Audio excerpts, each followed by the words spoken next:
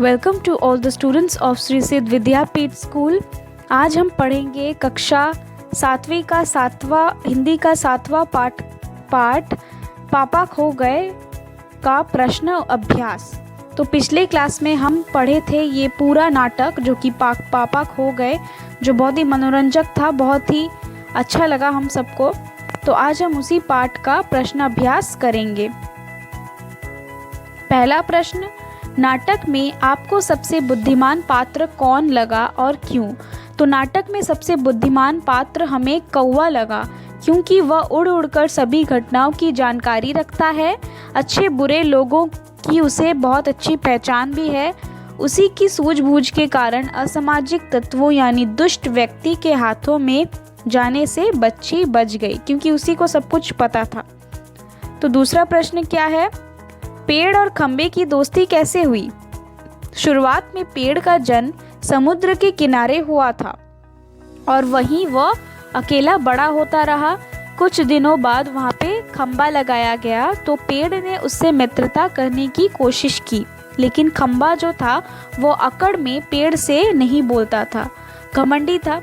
तो एक दिन जब खंबा पेड़ के ऊपर आ गिर पड़ा था, पेड़ ने उसे अपने ऊपर झेल लिया था। इस कोशिश में पेड़ को खुद चोट आया और वो घाव बन गया। पेड़ ने खंबे को नीचे गिरने से बचा लिया। तो उसी दिनों से उन दोनों में अच्छी खासी दोस्ती हो गई।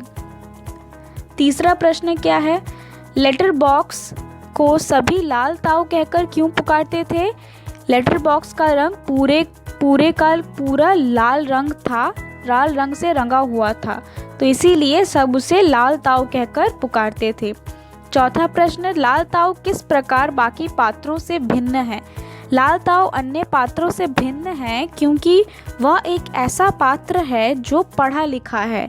वह अपने आप में मस्त रहता था। अकेले रहने पर भजन गुनगुनाते रहना उसकी आदत थी। इस तरह वह अन्य पात्रों से भिन्न था। निर्जीव होते हुए भी समाज की चिंताएं उसे सताती थी। पांचवा प्रश्न है, नाटक में बच्ची को बेचने वाला पात्रों में केवल एक सजीव पात्र है, उसकी कौन कौन सी बातें आपको मज़ेदार लगी, लिखिए। तो नाटक में एकमात्र सजीव पात्र कौवा था। वह काफ़ी होशियार था। उसने लड़की को बचाने में अहम भूमिका निभाई थी।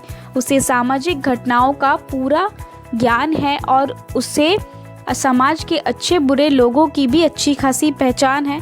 दुष्ट आदमी से बच्ची को बचाने के लिए वही सबसे पहले भूत चिल्लाता है।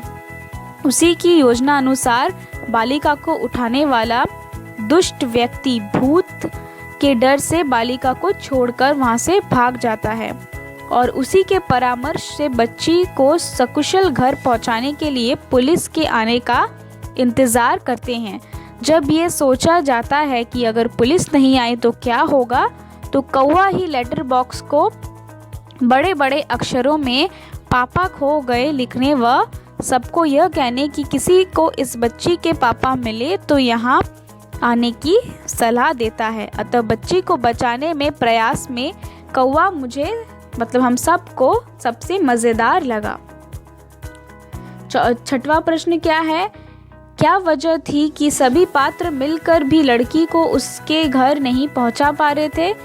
तो लड़की बहुत ही छोटी व अबोध थी, यानी सूझबूझ नहीं था उसमें, बहुत ही छोटी थी वो, और उसे अपने माता पिता का नाम व घर का पता बिल्कुल मालूम नहीं था।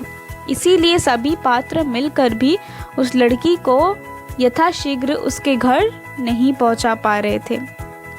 तो अभी करेंगे भाषा की बात। पहला प्रश्न, आपने देखा होगा कि नाटक के बीच बीच में कुछ निर्देश दिए गए हैं। ऐसे निर्देशों से नाटक के दृश्य स्पष्ट होते हैं, जिन्हें नाटक खेलते हुए मंच कर दिखाया जाता है, जैसे कि सड़क, रात का समय, दूर ही कुत्ते की भौंकने की आवाज़। यदि आपको रात का दृश्य मंच पर दिखाना हो तो आप क्या क्या दिखाएंगे, वही आपको यहाँ पे लिखना है।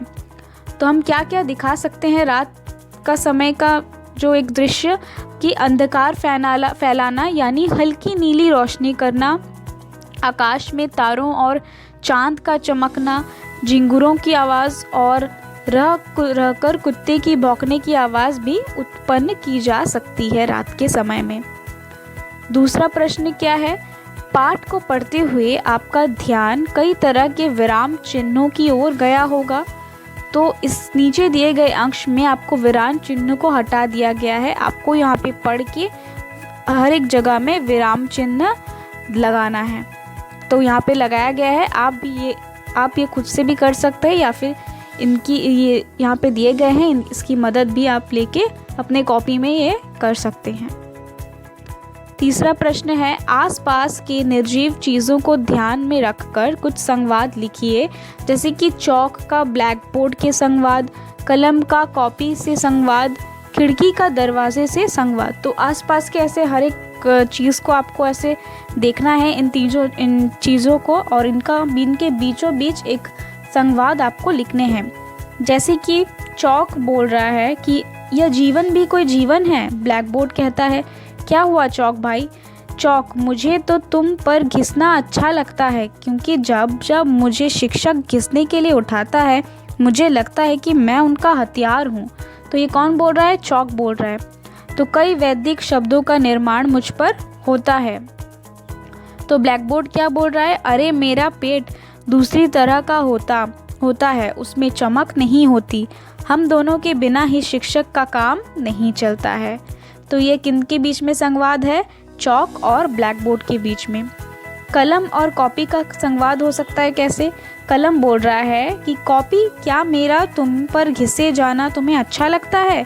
तो कॉपी बोल रहा है, बहन, जब तुम्हारे द्वारा छात्रों या अन्य लोग मुझ पर सुंदर सुंदर शब्द लिखते हैं तो मैं काफ़ी खुश होती हूँ। कलम बोल रहा है, सच, बहुत अच्छी बात है। कॉपी कह रहा है, लेकिन अगर किसी का अक्षर खराब होता है या स्याही मुझ पर फैलाता है तो मुझे बुरा लगता है। कलम, मैं ऐसा बिल्कुल नहीं चाहती, लेकिन कई बार मुझे सावधानी से चलाया नहीं जाता तो ऐसा होता है। कॉपी, मुझे तुम पर गर्व है, क्योंकि तुम्हारे बिना मेरा होना ही अधूरा है। तुम्हारे बिना मेरी कोई उपयोगिता ही नहीं है। मैं तुम्हारी आभारी हूँ। कौन कहता है? कॉपी कहता है कलम से। अभी कलम कह रहा है, ऐसा मत बोलो, तुम्हारे बिना भी मेरा कोई उपयोगिता नहीं है। खिड़की और दरवाजे के बीच में क्या होता है? खिड़की बोलता है, वाह वाह, क्या बात है दरवाजे भाई, आजकल बड़ी शोर मचा रहे हो। तो दरवाज़ा कहता है, क्या कहूँ बहन, खुलते बंद होते मेरे तो कब्जे हिल गए हैं, दर्द से चीख निकल जाती है। तो खिड़की कहता है, कल तक तो आप ठीक थे। दरवाज़ा बोल रहा है, बहन क्या कहूँ, यह सब नटखट बच्चे की करतूत है। इतनी ज़ोर से धक्का मुझे मारा कि मैं सर से पाँव तक हिल गया और बड़े ज़ोर की चोट आई। फिर खिड़की बोलता है, बच्चा है भाई, क्या करोगे। तो दरवाज़ा कहता है, अरे मेरा क्या दर्द कम होगा, और किसे परवाह भी है मेरे दर्द की। तो खिड़की बोलता है, भैया तुम तो लगता है ज़्यादा ही बुरा मान गए। तो दरवाज़ा बोला, बुरा मानने की ही ना बात है। तो खिड़की बोलता है, हिम्मत रखो, सब ठीक हो जाएगा। तो इसी के साथ इस पाठ का प्रश्न अभ्यास यहीं पे समाप्त होता है। आप ये सारे प्रश्न उत्तर अपने कॉपी में अच्छे से लिख लेंगे और अच्छे से पढ़कर याद भी कर लेंगे। धन्यवाद।